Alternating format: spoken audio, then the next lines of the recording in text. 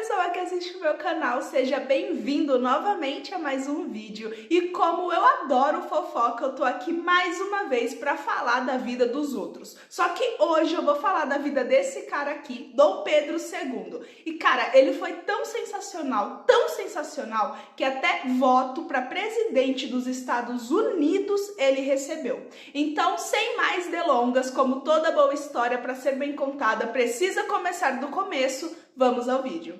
Dom Pedro II foi o último monarca do Império Brasileiro, onde imperou durante 58 anos.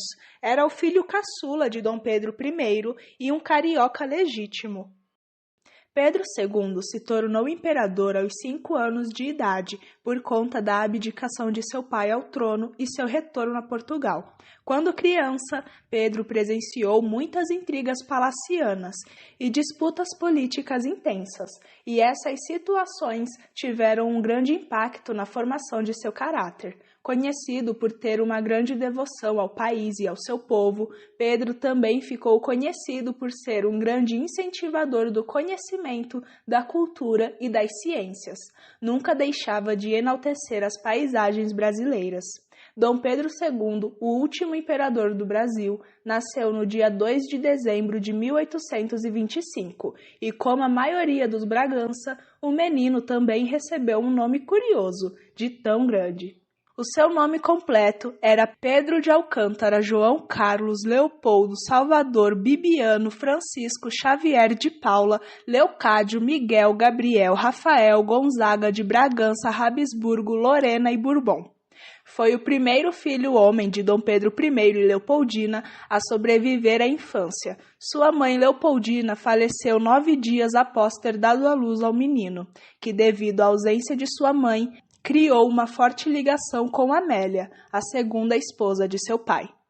Pouco antes de sua morte, seu pai, Dom Pedro I, havia pedido a Bonifácio que se tornasse seu tutor, ao lado de Condessa de Belmonte e de um veterano negro da Guerra da Cisplatina, chamado Rafael, por quem Pedro I tinha uma profunda confiança, fato que muitos da época viam com olhares maldosos. Em meio a um tempo escravista, um negro cuidava do futuro imperador, a pedido do antigo imperador, apoiado não por uma ordem, mas por confiança e carinho. Antes que Dom Pedro II tivesse idade para governar, o Brasil era comandado por um governo temporário. Esse período ficou conhecido como período regencial. Nesse tempo, durante seu crescimento, Pedro seguiu à risca o pedido de seu pai, respeitar e obedecer aqueles que o educavam, e principalmente ouvir com atenção os conselhos e ensinamentos de Bonifácio. Quando Bonifácio entrou na vida de Dom Pedro II, o menino já tinha em torno de 7 anos de idade, e durante 2 anos, Bonifácio pôde criá-lo à sua maneira. José Bonifácio realmente tentou ser um bom tutor para o Pedro II, mas ele era um político e estava no seu sangue, ele usava o seu cargo para fazer política, o que deixava ele ausente da vida do menino. E esse foi inclusive um dos motivos para que ele fosse retirado do seu posto pelos seus inimigos, até porque, desde que José Bonifácio estivesse ao lado de Dom Pedro II, fazendo política com seu cargo, usando a sua influência de quando ele ajudava o Dom Pedro I, ele sempre estaria um nível acima dos seus opositores. Então ele precisava sair. Quando a gente fala da educação que Dom Pedro II teve, a gente também vê uma notável preocupação para que o menino ficasse completamente o oposto do que era o seu pai e do que o seu pai representava. E essa preocupação veio do próprio Dom Pedro I, porque ele imaginava que o filho deveria ser perfeito. Então Dom Pedro II foi criado dentro de uma bolha, controlada pelos seus tutores e pelos seus professores, aonde ele tinha hora para dormir, para levantar, para comer, para tomar banho, para brincar, para estudar, para tudo. Ele comia suas refeições ao lado de um médico que controlava a quantidade e a velocidade que ele deveria comer para que ele não ficasse nem muito gordo, nem muito magro. Ele não estava autorizado a saber o que acontecia fora da sua casa, o que acontecia no mundo real, porque ele não estava autorizado a conversar sobre esse tipo de coisa e não estavam autorizadas as pessoas que ficavam perto dele a conversar também sobre assuntos que não fossem científicos, intelectuais ou beneficentes. Tudo isso para controlar e moldar esse novo imperador. E Dom Pedro I, ele era muito impulsivo, muito autoritário. Então Dom Pedro II foi ensinado desde pequeno quais qualidades um imperador perfeito deveria ter. Bonifácio acreditava em aulas práticas e toda vez que ensinava botânica para Pedro, levava-o para o meio do mato. Toda vez que ensinava zoologia, fazia demonstrações com os animais e quando falavam de astronomia, sempre olhavam para o céu. Ensinou também o básico de muitos idiomas que falava fluentemente. Dom Pedro II chegou a falar 16 idiomas diferentes. Pedro se apaixonou pelo conhecimento e tudo parecia ir bem, até alguns inimigos de Bonifácio, que aliás tinha muitos, começarem a conspirar contra ele. E outro tutor assume o seu lugar. Pedro passou a ter apenas 2 horas livres por dia. A regência era decidida por votação, e o novo tutor de Pedro era um dos maiores inimigos de Bonifácio. Diogo Feijó acabara de assumir o seu lugar ao lado do menino. Enquanto isso, muitas revoltas começam a se espalhar por todo o Brasil. No Rio Grande do Sul acontece a Revolta do Charque. Na Bahia apareceu a Revolta do Sabe Nada. Em Santa Catarina, a República Juliana. A ideia das revoltas era proclamar repúblicas em vários lugares que iriam se unir contra o Rio de Janeiro, o que não deu certo. O período regencial foi marcado pela grande quantidade de revoltas. São tantas que não conseguiríamos nos aprofundar em todas nesse vídeo. Aliás, se você quer saber mais sobre alguma revolta específica, já deixa aqui nos comentários. E foi nesse período também que a divisão dos conservadores e dos liberais se intensificou. Os liberais lutavam para garantir a liberdade e acreditavam que para isso o poder não poderia estar centralizado nas mãos do imperador. O poder devia ser compartilhado e ficar concentrado nas mãos do Estado. Já os conservadores diziam que a liberdade dos estados só estaria garantida com a centralização do poder no imperador. Lembrando que Pedro ainda era uma criança e foi justamente essa condição de ainda não poder assumir o seu lugar como imperador que estava causando tantos rebuliços ao redor do Brasil. Depois de um certo período, Diogo Feijó renuncia à tutela de Dom Pedro II e entra um conservador em seu lugar, Araújo Lima, em 1838. Ele acaba com as políticas que iniciaram as revoltas e os liberais, muito aborrecidos, promovem o golpe da maioridade. Um imperador era conveniente para todos. O poder descentralizado no período regencial deu oportunidade para várias regiões criarem sua autonomia, e o poder centralizado na figura do imperador parecia ser a melhor saída para todos. A decisão da maioridade foi acatada por Pedro, que assumiu a liderança do país com apenas 15 anos de idade, unindo os políticos conservadores e liberais e acabando com o período regencial.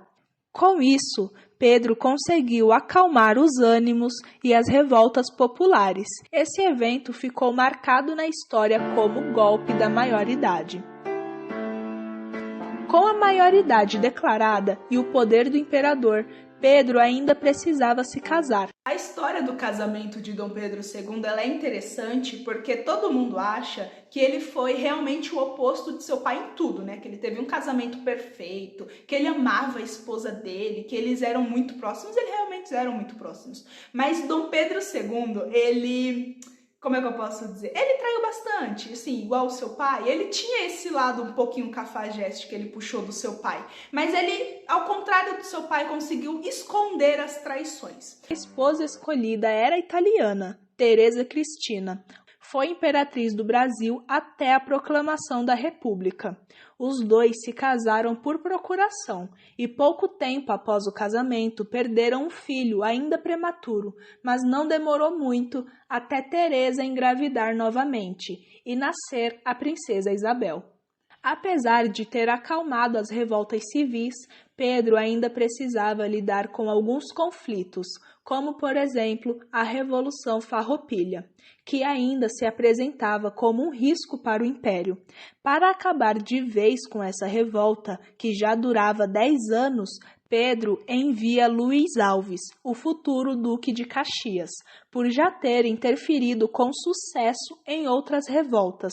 Com a sua bravura e eficiência, Luís ganha a confiança de Pedro e de seus ministros. E você tá vendo essa coroa lindíssima na cabeça de Pedro? Pois ela pesava quase 2 quilos. Isso porque ela foi feita usando as pedras e os ornamentos da coroa do seu pai, Dom Pedro I. E apesar de toda a glória que possa ter em ser o herdeiro de um império tão promissor, uma potência iminente naquela época como o Brasil, Dom Pedro, quando a gente analisa a vida de Dom Pedro II, a gente vê um cara tímido, um cara que foi amarrado pelas suas próprias obrigações, que teve que conter as suas próprias ideias e que assumiu o governo como um fardo. Até ele mesmo chegou a dizer que se o Brasil não quisesse como imperador, ele seria apenas um professor. Agora imagina você ter aula com um cara desse. Para ampliar as ações dos ministros e promover maiores debates de ideias para o governo, foi criado o cargo de primeiro-ministro, e ele quem deveria escolher os outros ministros, dando voz a liberais e conservadores. Porém, tudo isso era supervisionado por Pedro, que quando percebia que aquele conjunto de ministros não estava mais atendendo às suas expectativas, os retirava, dando espaço para outros ocuparem os seus lugares. Pedro tinha um lado muito marcante, voltado para a cultura, e foi o grande financiador dos estudos de Carlos Gomes, o homem que incluiu o Brasil na grande cultura do Ocidente, ao apresentar Guarani, que enaltecia o índio brasileiro, em um teatro de Milão, quebrando o pensamento europeu generalizado de que o Brasil era uma grande floresta selvagem, e eleva o Brasil a protagonista de produção de arte em seu tempo. Em um momento de formação de identidade nacional, os brasileiros enfrentam a Guerra do Paraguai, durante o governo de Solano Lopes. Para fortalecer o exército, Pedro cria a Unidade Militar dos Voluntários da Pátria, comandada por Major da Fonseca. Para vencermos a guerra, tivemos que perder mais de 50 mil soldados. Durante um longo período, Pedro precisava fazer várias viagens pelo território, e quem estava na regência do país durante a sua ausência era sua filha, a princesa Isabel, que, influenciada por seu marido, o Conde Dan, é convencida de que a guerra ainda não havia acabado. O conde foi pessoalmente até os locais de guerra conduzir os procedimentos bélicos, porque acreditava que a guerra só acabaria com a captura de Solano Lopes. Solano foi morto por um voluntário da pátria, chamado de José Francisco Lacerdo e conhecido como Chico Diabo, responsável por terminar o conflito que já durava 6 anos. O Brasil passava por muitas mudanças, como, por exemplo, a industrialização, o esgoto encanado, a luz a gás e estradas de ferro, que tiveram um alto investimento, juntamente com várias renovações urbanas, como, por exemplo, hospitais, pontes, túneis, transportes e prisões. Tudo isso aumentava cada vez mais a popularidade do imperador e a reputação internacional do Brasil. Já deu para perceber que ele adorava as inovações da época. Ele viveu em um momento em que estavam criando-se muitas coisas novas, muitas tecnologias. E ele adorava viajar pelo mundo para conhecer novos lugares, trazer ideias para o Brasil, trazer inovações, conhecer coisas novas. E em uma dessas viagens, estava acontecendo um rebuliço ali na Europa. Ele foi até a Filadélfia para ver o que estava acontecendo e quando ele chegou lá, pasmem, Dom Pedro II fez do Brasil o segundo lugar no mundo a possuir linha telefônica. Ele foi simplesmente o primeiro fotógrafo brasileiro. Desde criança ele adorava tirar várias fotografias. Pedro, quando foi expulso do Brasil, mesmo em meio a tanta tristeza, ele doou o seu acervo de 25.000 fotografias. Petrópolis, a cidade onde toda a corte passava as férias, se transformou em um grande centro cultural do Brasil. Apesar de ter realizado inúmeros avanços no Brasil e ter conseguido estabilizar a economia do país, tornando o Brasil um grande emanador de cultura para o mundo e uma potência eminente, Pedro perde o apoio da Igreja ao não acatar uma ordem direta do Papa, que proibia o casamento entre católicos e maçons.